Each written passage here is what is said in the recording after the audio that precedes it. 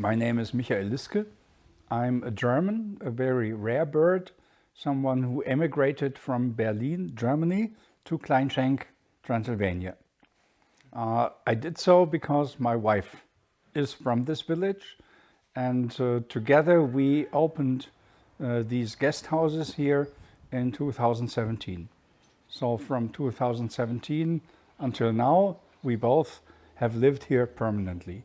Before, I lived in Berlin as a teacher, my wife in Bucharest as a banker, and we have been redoing these buildings, the former school in which we are now, the former parish house, a third house and the fourth house between 2010 and 17.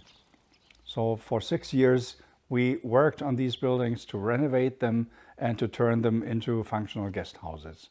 That was finished in 2017, and since then we have been managers and owners of these guest houses. So we do two things here.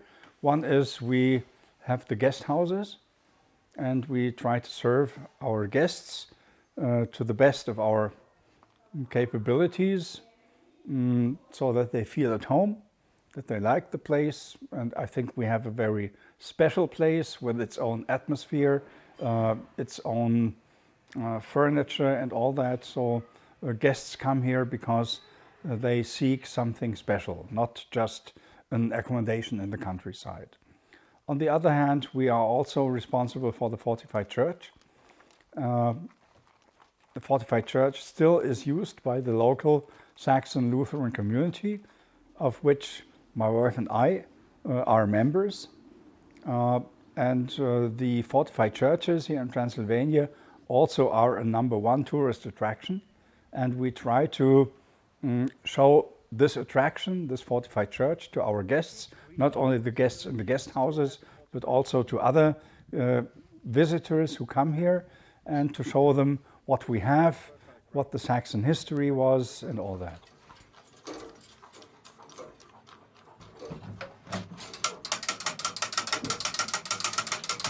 We have a clock in the bell tower, so it's an old mechanical clock.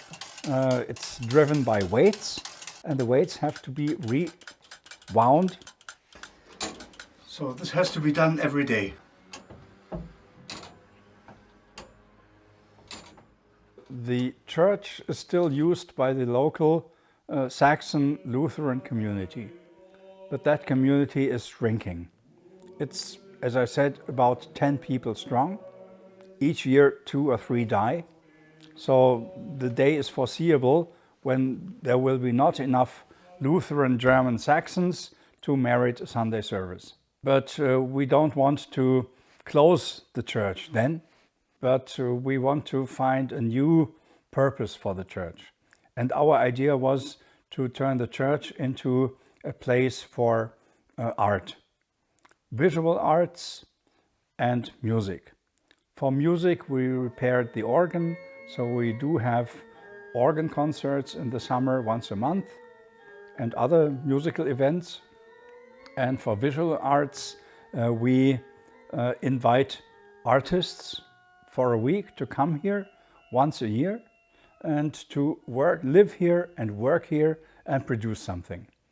And the pictures or the pieces of art that they produce, they hopefully leave to us. And that way we accumulate a number of pictures, or a certain amount of pictures, which we can use to turn the church into an art gallery. So we have done that for the last 2 years. We started in 2017 with such a week. In 2018 we had another week, and now we are about to have the 3rd year such a week, this September. Artists come here. That is organized by our friend Elisabeth Ochsenfeld, who is well connected with the international art scene. She knows whom to address, whom to ask, don't you want to come here? So we have about 10 artists each time who come here, who paint, who produce, and they leave what they do to us, so we can have the church turned into an art gallery in the longer run.